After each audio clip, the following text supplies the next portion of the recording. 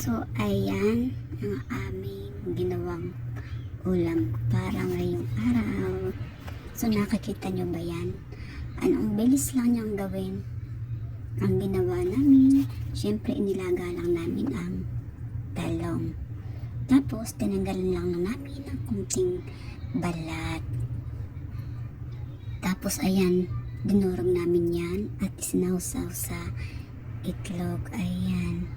Ibabad lang yan ng mga ilang minuto para yung lasa niya ay lasang mismo sa loob ng talong.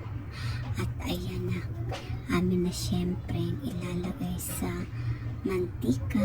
Ayan na, at kumukulo na siya at ang sobrang init niya. Kailangan syempre dapat yung malutong. So ayan na ang ginawa namin, nagpiprito.